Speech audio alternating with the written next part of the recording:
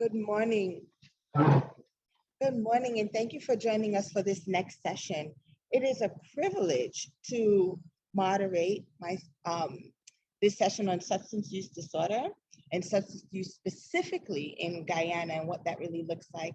We have Mr. Philip Drayton here, who has been a frontline worker in Guyana Drug and Education and Prevention Program. Over several years, he has worked with many collaborators to provide drug education, support groups, counseling sessions, and other rehabilitative programs to persons in need here in Guyana.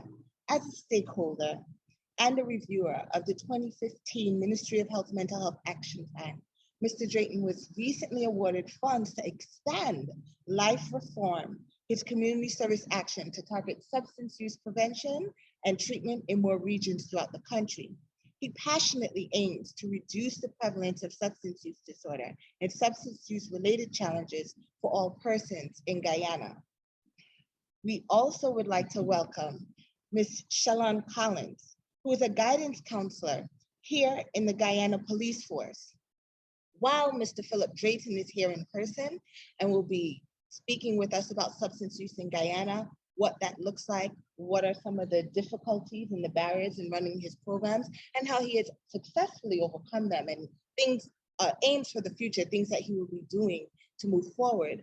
We will also have comments from Ms. Shellon Collins, who will give us an overview and paint a picture of substance use in Guyana, her role as a guidance counselor in the Guyana Police Force, and how she sees substance use cases presenting both in the police force and as a guidance counselor and frontline service worker as well.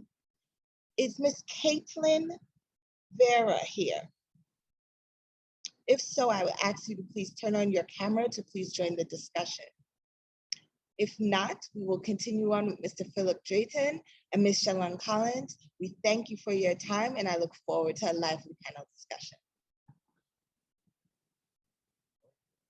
I'm well, thank you. Can you please describe to us some of the work that you have done specifically in partnership with the Ministry of Education and what it looks like in what the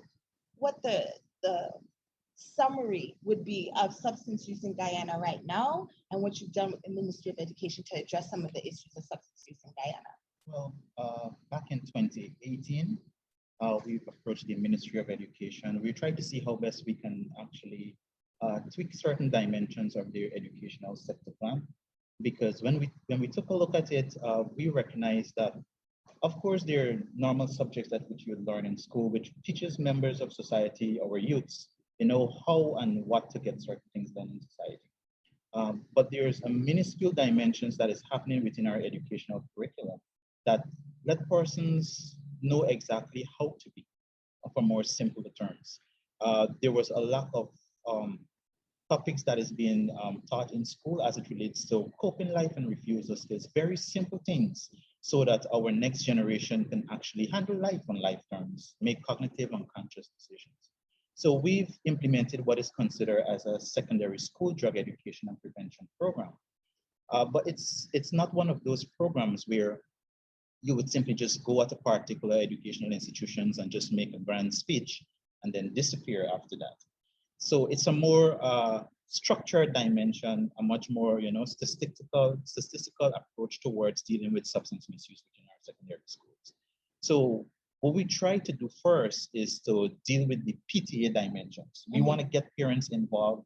We want to let them know exactly why we're at the school, what we're looking to do, what are some of the trending patterns within society. And when we're finished with the PTA, then we'll move to the teaching staff. Okay. Right? Why? It is because several years ago, a teacher could have called a student, and because of close proximity, would recognize that perhaps this child used alcohol or probably marijuana because of the smell. But because of changing norms within society and the world, there are actually synthetic drugs now which are odorless. So what tools or techniques our teachers have to actually recognize and understand these manipulative behavior patterns? So we try to see how best we can empower the teaching staff so that they can act as what is considered as gatekeepers within our educational institutions, and that was well done. And then we will move to the student body. Now, before we move to the latter dimensions of the student body, we try to see how best we can deal with simply just prefects. Why? Is because the prefects are like police within educational institutions. So if by chance we can empower them, let them know exactly what to look for, some of the manipulative behavior practice, some of the addictive personalities of persons who consumes more than mind-altering substances, perhaps we can work in collaborations with the teaching staff and the prefect bodies. And then we will move to the latter dimensions of the school. Now, what is taught to the first and second formers will be different from what is taught to third and fourth and fifth. And if by chance that educational institution has a sixth form, we can make improvisations for such too as well. Why? Because I've did interventions in schools where some first formers can't even pronounce the word marijuana. These individuals don't need rigorous drug interventions. What we need to do is groom them in a particular way. It's only when we hit the third, the fourth, and the fifth formers, we realize there's some type of resistance. I mean, they would try to give you justifications of why they think it's cool to consume more than mind-altering substances. So it's a holistic approach towards looking at substance use or misuse within our educational institutions. Thank you. Yeah. Ms. Shellon Collins, if you can unmute your mic and describe to us some of the intervention or your work, describe to us your work as it relates to substance use and guidance counseling in the police force. What are you seeing there and how do you intervene? All right, good morning. Can you hear me? We can hear you loud and clear. If you can just tilt your camera a bit so we can see your face. Thank you. Okay. Yeah. So in my department, which is the Suicide Prevention Helpline Department in Guyana, where we deal with all different types of individual, and normally we'd go to like different schools and talk about substance abuse and talk about suicide and all these different things. And you find that in the home where children are being neglected, where parents are busy working, mother and father out, and then the children just leave to prepare for themselves and then go to school, you find that they get themselves into different groups with different peers and do different things or try to get attention. Let's say, for example, most of the cases, if they're not getting loved, if they feel that they're not getting enough love or sufficient love from the father or from the mother, whichever they require at home, you find that they go and they look for the love out there, and the love might not be the love that we might talk about. The love might be this substance that they will take, that this friend will encourage them, a peer or somebody else will talk about, and then they will want to try something. And that's how you find that the around 12, 13, 14, 15 years old, we are getting problem with them on a daily basis when you go into different schools and try to get counselors so we could assist them and try to talk to them, but you don't have that much counselors. And so we try our best as police officers to try to bring them back, but it's pretty hard after you would have tried to help this child, the child go back into the same environment, meaning the same home with the mom and dad, and experiencing back the same thing all over again. So it's like it reoccur every day. So our job now is just to try to educate them and tell them about all these different things. And at the end of the day, it all deals with the parents as well as the teachers. If the teachers could help them, but you're welcome. I'm sorry about that. I am so blessed to have prevention sitting next to me and intervention on the screen. I mean, you both are tackling substance abuse on two different ends and both are very important. Can you, this question is for the two of you, can you just clarify for us the punishment associated? Do you find that young persons are hesitant to talk about marijuana or their substance use or the peer pressure to use it because they are afraid of getting in trouble? They are afraid of being punished. You work for the police force. And so can you just clarify what actually happens and if punishment is coming down the road for these kids who actually say, yes, I've been approached to use this substance and I have used this substance? Well, most kids would not just come out and tell you that they're using it because you're a police. And so the barrier there, they're thinking that now if they confess to this thing that they will get themselves in trouble. So what we try to do, we try to tell them, well, look, we're going to tell you something like, okay, I'm not really as a police, I'm as a counselor. So now if you tell them that you're a counselor, you're not a police now, they will try to tell you the things that they use. Yes, you will tell them about the danger and all these things, but when you go ahead and you tell anybody like a police and you're talking about counseling when it comes to suicide or substance abuse, they withhold the information. So if you go to them as a one-on-one, as a parent, or as a counselor, as an educator, and you just like talk to them, you will get more information from them rather as going to them as they're looking to you as somebody with the law. So if you go as a counselor or a teacher, educator, of course, you'll get a lot of information from them and you will know exactly what they're using and where they get the source and all these different things from. Thank you. Well, it's not that they wouldn't come to say exactly what is happening. Over the past years, what we've recognized, especially dealing with our youths, is that 90% of the times they won't let you know exactly what is the type of motor mind altering substance they're using. You know, that is never a conversation simply because they're in the pre-contemplation stage, right? And most persons today, because of a trending pattern in society, I mean, Guyana's drug of choice is currently alcohol, but there's a competition that is happening presently as it relates to cannabis. And we're seeing it's being normalized to a particular extent here in Guyana. So some kids, you would see them, if they're not discussing about cannabis, they're actually on the social media and the big marijuana split is, you know, the root of administration, everything is being seen.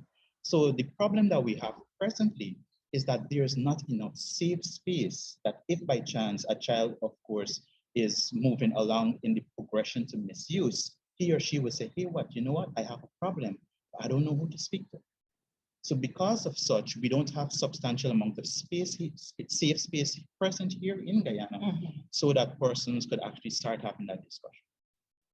Can you both describe the problem a little bit more to me? You said that alcohol is the primary problem. At what age is it introduced? And how severe would you describe alcoholism to be in Guyana? And Ms. Collins, if you can tell me the primary problem on your end that you're facing, and then you also said cannabis. What other drugs, and can you just describe the severity and what age is being introduced? Well, we finished doing in-depth assessment. If by chance we've had persons who spend substantial amount of years on the street drug. When we do that in-depth assessment, we've recognized that the genesis, the drug of onset, the drug the individual tries for the very first time, almost 97% of the time it's alcohol. So what we need to take into consideration here in Guyana too as well, is that we have a cultural dynamic that ties with it. I mean, most exposure opportunities for kids happens within the house because we have a tendency of decorating our nice wall dividers with the most exotic liquor and these kinds of stuff. You know, so because of such, persons are exposed. When it comes to cannabis within society, I have found them in various forms in our secondary schools, educational institutions, because our youths now have access to the internet, right? A lot of young persons try to see how best they can become chemists overnight. So we have various strains of cannabis present here in Guyana. The most common one persons would consider as local weed or bush weed, but there are more higher of delta-9 tetrahydrocannabinol that is present here in Guyana. And they goes by the name of poppy and jammy and diesel and higher form of THC. So I don't know if by chance persons listening from the Zoom or in the audience, if you don't know what these are, I mean, our kids do. Are those all different? Can you say that again, those different names, and what are they all different? They're actually different strains. So persons would, if by chance they're doing indoor growing marijuana and they're responsible for this particular cultivation, they can name it whatever they want. But there's a trending pattern within society. All is that the level of THC, which is the molecule responsible for getting persons high, varies between the various strains of cannabis here. And can you name those strains again? Those are poppy and jammy, sour diesel and Boji Kush and Whiskey Leaf Kush and Blue Dream and Arizona Skunk, and the list goes on, right? So what in my line of work, we know that the longer an individual stays high, which is a very high possibility when you consume these very exotic cannabis, the longer an individual stays high, the percentage for that individual to have a psychotic breakdown increases. Yes. So that is why we have a lot of cases that would come to us when we finish diagnosis, they have induced cannabis-induced psychosis. And what is the youngest age? I'm going to ask you the same question, Ms. Collins. What is the youngest you have seen using both cannabis and alcohol? Alcohol is used at a very young age and probably not consciously. And why I'm saying this is because when it comes to the first stage in the progression to misuse, which is exposure opportunity, and I mentioned to you there are exotic rums within the household, etc. We've had cases where we've heard fathers would say, hey, give this little guy 2 sips of a beer, it's good for the worms. I've met situations where mom would put a little bit of alcohol within milk to help the babies to sleep. So there's a conscious and unconscious dimensions of that exposure opportunity. So to have a threshold where we say this is where persons start consuming from, it varies within society. So what age would you say, what's the youngest age that you've had to start intervention? Where younger people have struggled? There's always a threshold from the clinical perspective as it relates to doing some type of treatment. But here in Guyana, I've had cases where persons come from the age of 10 and 11 for consumptions of both alcohol and cannabis and other exotic and stimulus drugs, like, of course, Molly. We had a death a few months ago with an infant as it relates to exposure to stimulant drugs and these kinds of stuff because of negligence of the family support. So these are some of the trending issues that we've faced in society, simply because the family support too as well act as enablers. So if we do an interventions and we do an in-depth diagnosis, we've recognized that the family support too, at times will be consumed.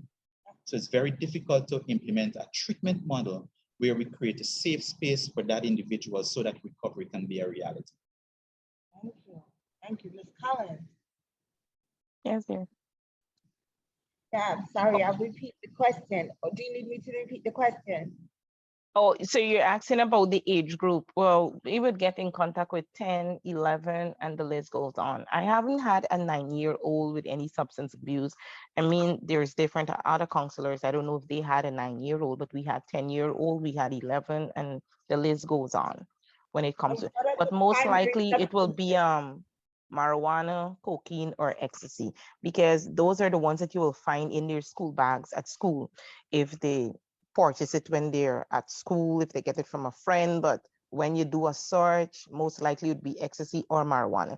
And then it will be a mixture in the marijuana because they will wrap up all different sort of things just to try something different and just to feel high for that particular day. And as he said before, you find most of the food farmers, those that are in the lab that do all these experiments, they experiment on a lot of different types of drugs, and they will give it to their colleagues, to their schoolmates.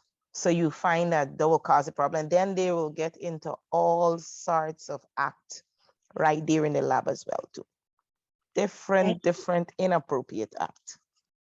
Thank you. If you can just tilt your camera down so we can see your face. Thank you. What You're welcome. What then happens? Where do you think they're getting this Molly and this ecstasy as young as 9 to 10-year-olds? And then what happens? What are the consequences when you find out as a worker on the police force?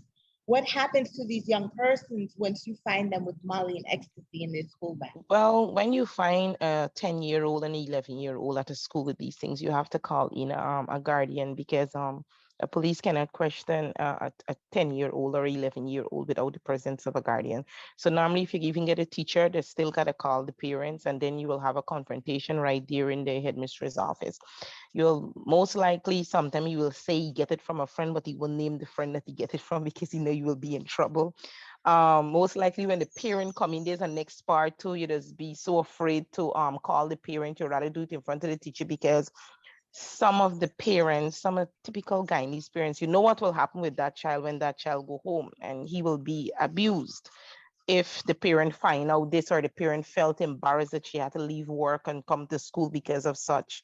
So sometimes it does be very, very hard in trying to get the mother, the teacher, and the child to collaborate, because the child would withhold information once the mother come into the room, and you would only speak in the presence of the teacher, but then you still got to get the presence of the parents there in order to help the child. So it is be frustrating at times, really frustrating, and it's be hard. But at the end of the day, we as the police can't do anything because he's a 10-year-old. If you find a 10-year-old with a joint, you can't lock him up.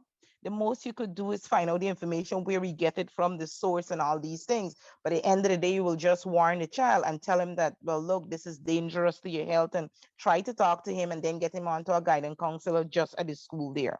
But that's the most you could do with a child. And then you will get Ministry of Child Protection Agency involved. If it's at a home, somebody make a report and it's at a home, we got to call them as well to get them involved because it's a child. And then the matter from the police now is transfer over to Child Protection Agency and they take it from there. Do you So find it's the a step. sources? I didn't get that. Do you find the sources that is supplying the drugs to the kids?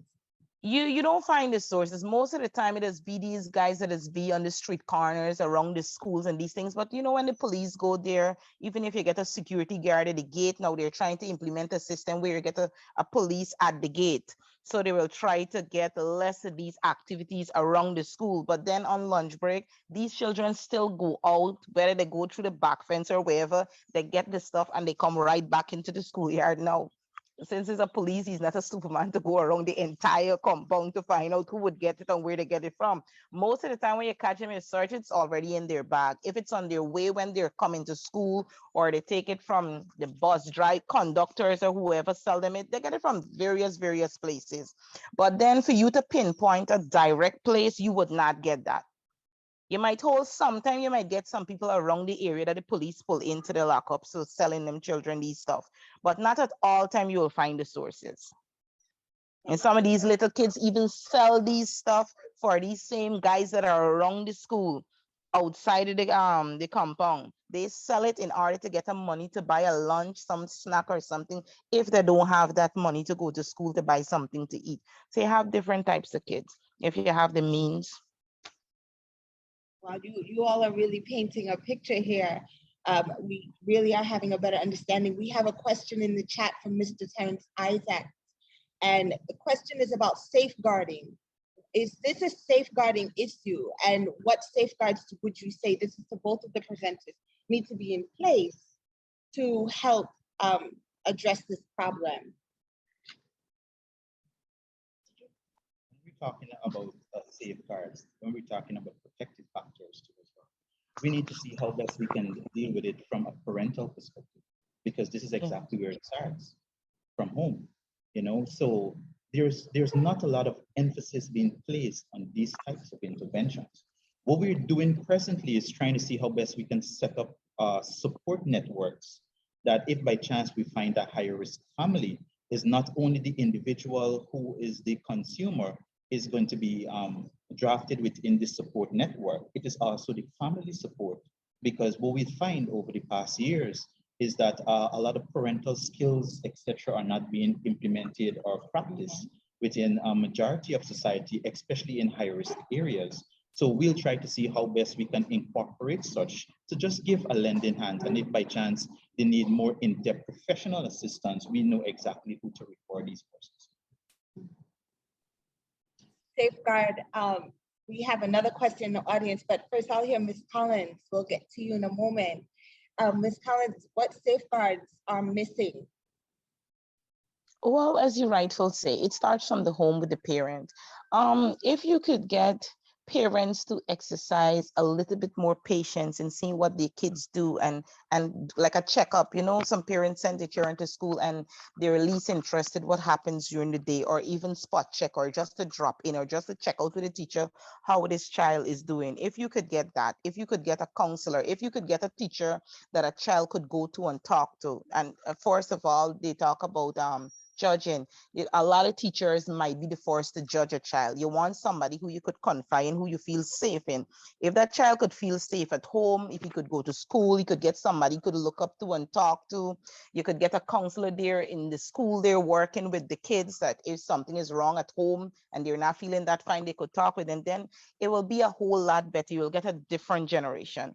But if you don't get these small steps, like working together with different, like, for example, the police force work with the Child Protection Agency, and all these different organizations come together as one team, as one unit, and work towards it, I think it will be better.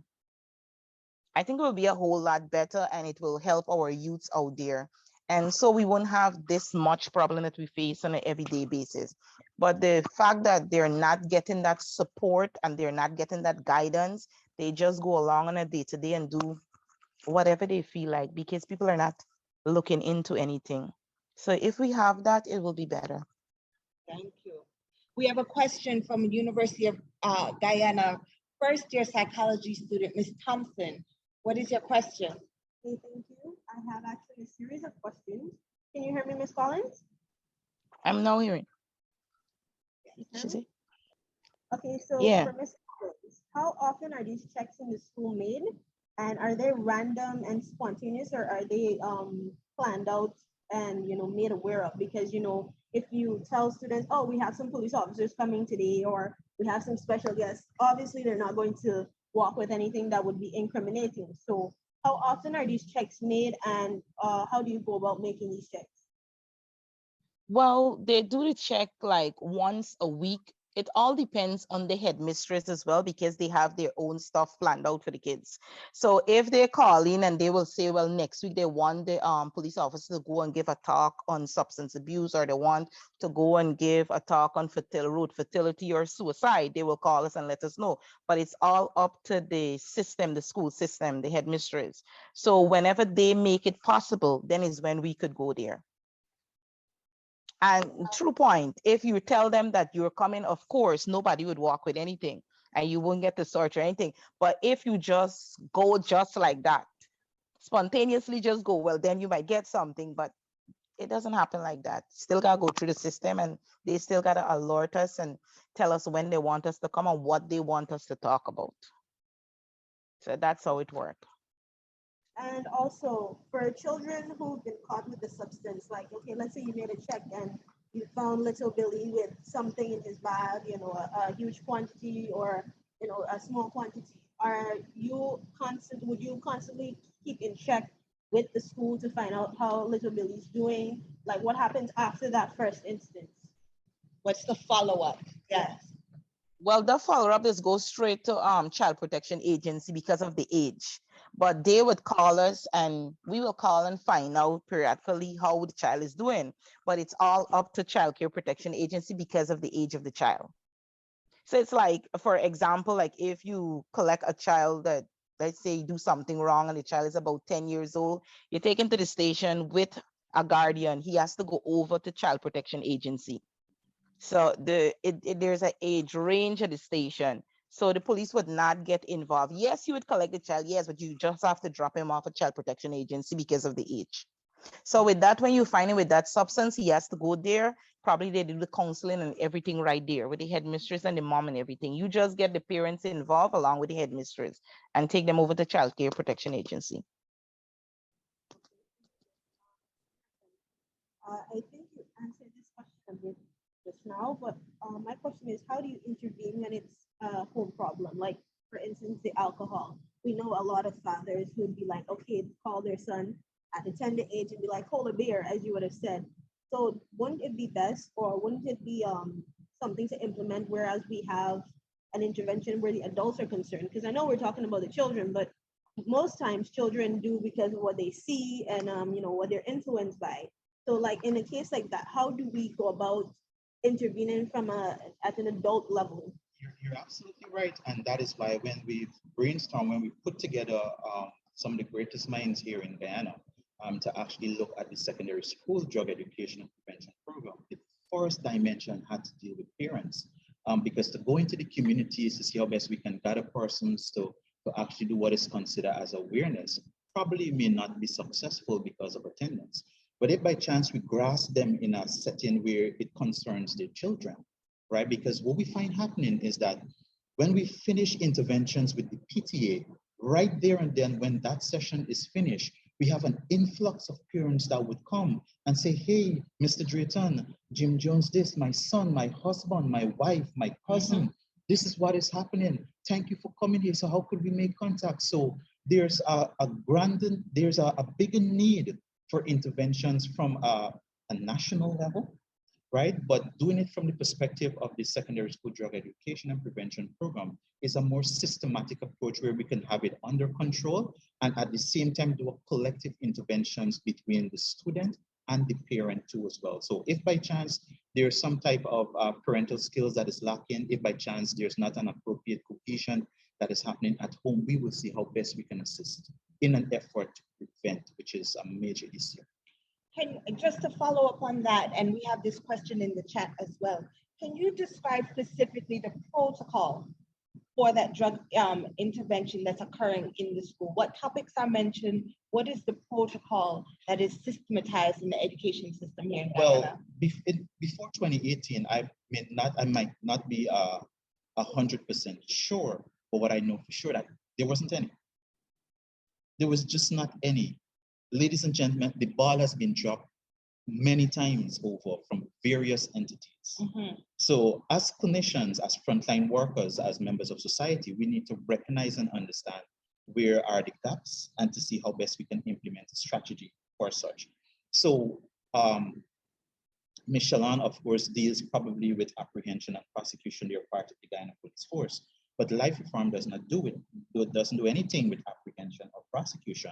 We're trying to see how best, if by chance we find a child that is on the progression to misuse, what is the simplest concept and way to actually get the professional help for this person?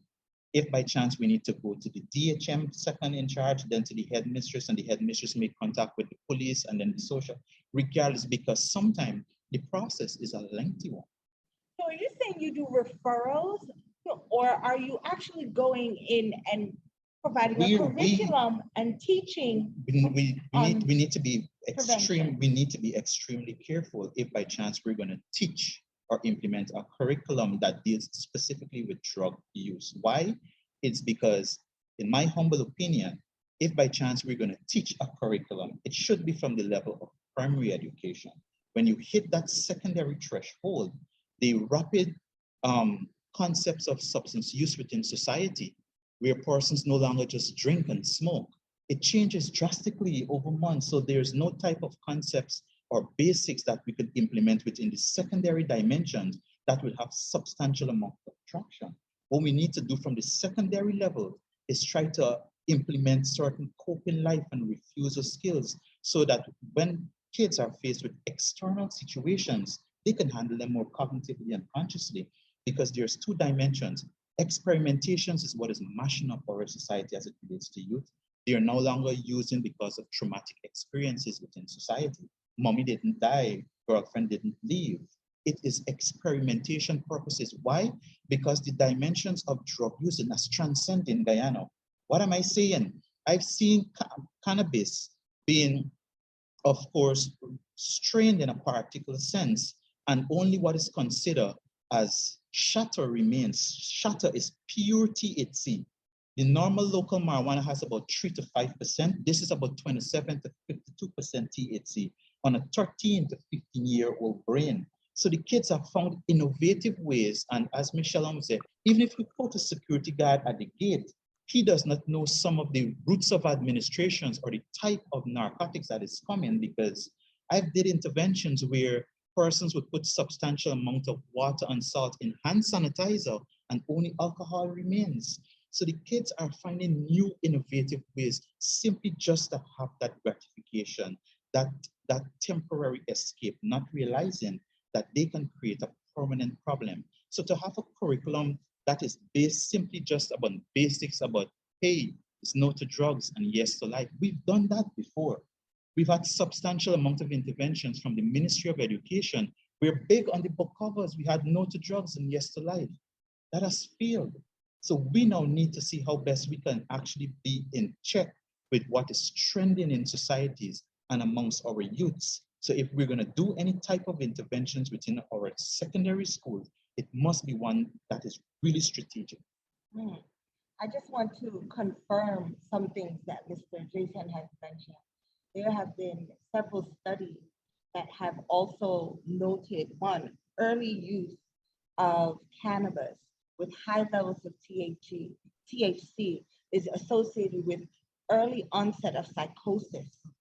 And the developing brain, it's interesting because in New York, why there has been a legalization of marijuana use in the state of New York, um, most scientists know, we don't understand fully the process, but most scientists know that THC on the developing brain, specifically when you have neuronal spurts around the ages of 12 to 14, we don't know the effects, and it is associated in the long term with seeing things that other people cannot see and hearing things that other people cannot hear, and subsequently it impedes functioning. And so we understand that in the psychological community. We also understand, and you touched on this as well, we also understand that the Say No to Drugs campaign in the United States, I don't know if anyone remembers, in the 90s or so, there was like, we had a Clifford, we had a big dog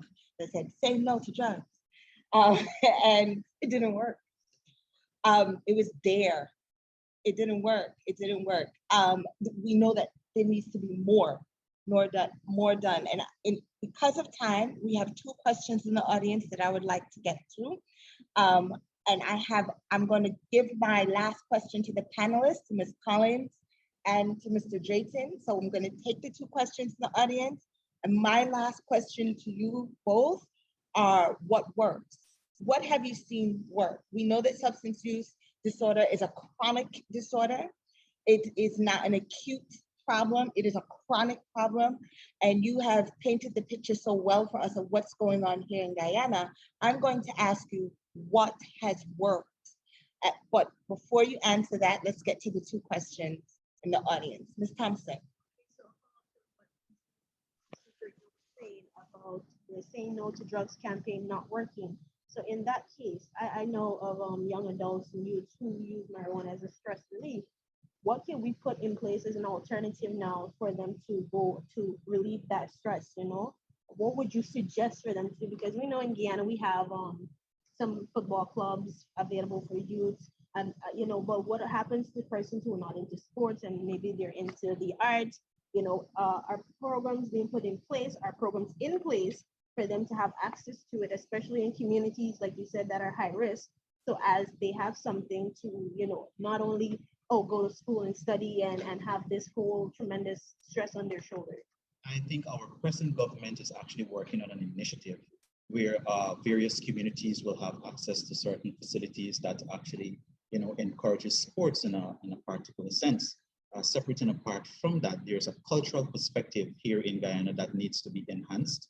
And that, of course, will tie into arts and these various dimensions, which would be very good. But more specifically, these particular concepts need to be implemented not just here in Central Guyana, Region 4 or 5. We have Region 9 where we've done interventions where there's no community access. There are hundreds of kids there and nothing is happening from a social perspective, right? Just a minuscule of dimensions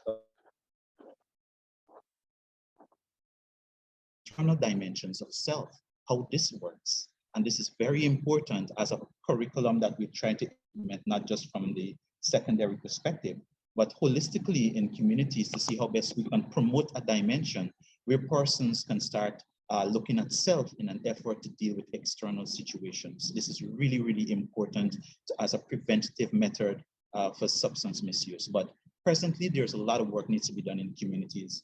Don't let's sugarcoat it. A lot of work needs to be done in communities as it relates to coping skills. It's very simple. Some persons don't like running, some don't like jogging. We're actually in a pandemic right now. There are certain sport dimensions that are not active, like swimming, etc. Certain facilities are closed. Now, what do we do if by chance we're by ourselves? This is the nucleus of where the whole problem starts from. A lot of members of society really don't know what to do when they're alone, because this, what we consider as mental diarrhea, happens and the process continues, right? So there's a lot of emphasis needs to be placed for our youths to see how best we can deal with thoughts and emotions in a particular sense so that some type of equilibrium happens within the system. Because the human system is the most sophisticated chemical factory.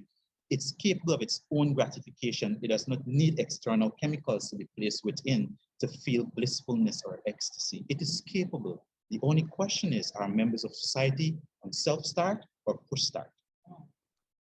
Poetry. Question. Thank you for your presentation and the discussion so far. I have two questions. So, do you guys find that you're against substance use in general or substance abuse? That's that. I don't know. Ms. Collins, did you hear the question? No, could you repeat? Yes, the question is, are you against substance use in general or substance abuse? Against it. Well, both of them. I mean, with the substance abuse, yes, the police will be against it if they find somebody using it. Well, yeah, and the abuse, yeah, both of them collaborate into the Guyana police force. Substance abuse and the using of it and the abusing of it. But in certain situation, in certain aspects with the abusing. I mean, I only look after like with kids, with the little kids. When they abuse it and they have ways and means how they're helping them in getting them to Child Care Protection Agency and trying to edify them in certain ways. In the force there, they also have these other avenue, but that is if the parents will agree to it. Because at the end of the day, you could only state it, but it's not like if we're gonna say that, oh, you got to do this or do not. It's an option. It's all up to the parents at the end of the day with the substance abuse. Because a child using it, yeah, you could tell the parents, but you know that you can't talk to all Guyanese parents about the children using something or abusing something. You know, you can't go to them and tell them that you would have find this because they will doubt you to the end or put up a fight. So it has been very difficult. So at the end of the day, it's Child Care Protection Agency, which has actually helped us a real lot. Because you as a police going, there are certain things that you could never get out. So it's a philosophical question, indeed. Actually, yeah. there's a trending pattern, and we as clinicians can see it. That's a very interesting question. However, addiction, this venomous snake, this insidious dimensions, which is cunning and baffling and patient and fatal, it's a progressive disease. It is not something that just pops out just like that. So there's something that is considered as the stages in the progression to misuse. It starts as exposure, which we discussed earlier, and then it moves to experimentation, and then recreational using, then regular using, then abuse, then compulsion, then dependence. It is simply just 7 different stages, right? So individuals would come to us, and if they're from the experimentation to the regular stage, where persons embrace drugs as a part of his or her lifestyle, you would hear members of society say, hey, it's just a beer, it's nothing, it's just one joint with smoking and these kinds of stuff. But when we hit the threshold of the 5th stage, which is abuse, and the manipulative behavior patterns and the addictive personality start peeping out, then is when persons really start saying, hey, perhaps he or she needs help. So this venomous snake called addiction, it's a progressive disease. So am I for substance use and against substance misuse? I see it as one family. This is just how it is. Persons using once a month, and then twice every fortnight, and then 3 times every weekend, and then every day, and then every hour. And I have clients who can't do 5 minutes without that mood or mind-altering substances. This is no laughing matter. This is very serious. And it takes a lifelong process to stay as a productive, responsible, and reliable member of society. You know, it's a dilemma in that particular sense. One more question. I find that Guyanese parents, some of them have this logic that if I introduce you to alcohol at a young age, you know about alcohol, like Christmas time, I'll give you some shandy. Shandy has a bit of alcohol inside, and as you get older, still before the age of 18, you might introduce to a little stronger alcohol, like during like the holidays or special occasions, right? They think that by doing that, the child, okay, I know about alcohol, I'm not gonna go out and like try to get it elsewhere or like be influenced by friends and drinking alcohol in school because I know about it. They find that you know, if they're like the parents really strict and no alcohol at home, they would go and try to find it elsewhere and then abuse it elsewhere. Do you find that that's like a good or bad logic? You think that's like, Did you hear the question? Yeah. Yeah, so is it a good or bad logic to introduce alcohol to young persons at holiday time here in Guyana so that they won't use it later on in life? Thank you. It's bad, but most Guyanese, as she rightfully said, most Guyanese parents do it. They do introduce alcohol, and most parents think that it's better for a child to consume alcohol at home rather than consuming it on the road, because they're thinking that the child would not get involved with these different peers. But what they don't know is that introducing the child at a small age to the alcohol at home is just opening up the worms of that little child. So when he goes out on the road, he knows everything about alcohol. So you go into different peers and different groups and consume it. And then it goes into the abusing stage. But they themselves is the one who started from home. Likewise, you get some parents that are drunk practically all day. And the child grew up with that parents out thinking that it's something good because of his low self-esteem, or nobody taught him that, oh, alcohol is not good and it's dangerous. So at the end of the day, it starts from the home and then they end up in schools and elsewhere and partying, which is not good. But you can't tell parents that it's not good for their children, what they see best for them. So You paint a very clear picture. I'll give that question to Mr. Drayton before we close. That's a very good question, but it's a terrible idea to do such. They have a lot of dimensions within that simple question. But most importantly, we want to touch on something that is considered as a predisposition as it relates to substance use or misuse. If by chance mom and dad was using during the time of conception and these kinds of stuff, when that little child is born, if he's 12 or 13 and picks up the first beer or drug, or drink, the stages of the progression to misuse goes quickly, and we see in 14 and 15-year-old already at a dependent stage, simply because they were introduced to that drink or that smoke, or the first cigarette consumptions happens in the alley somewhere at home. They get licks for it, and everything goes back to cool, calm, and collective. But it doesn't work that way, because the parents too doesn't understand the concept of this thing called addiction. So this is something that we really have a problem with in society.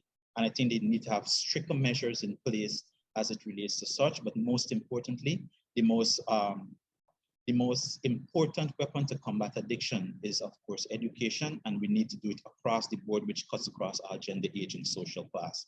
This is where we need to start right now, like yesterday, because we have a serious problem that is happening. And if by chance we don't do these type of interventions, and it needs to work simultaneously too as well. We cannot just do one intervention and ensure everything is going to be okay within a few years. We need to do it simultaneously to see how best we can have the best traction to help members of society. That's the perfect segue to the last question. We have 1 minute to both of our panelists. If you can just address what has worked, what are the addiction services here in Guyana, and is it linked with mental health services? You have 1 minute to just let us know what addiction services would you like to promote now, and is it linked to mental health services here in Guyana? We at Life Reform here, we have a collaborations with the Ministry of Health Mental Health Department that is on Pomona Street. Of course, if by chance persons need that psychological interventions, of course, we will refer persons there. But separate and apart from that, what has worked here? I'm affiliated with majority of the recovery community within Guyana.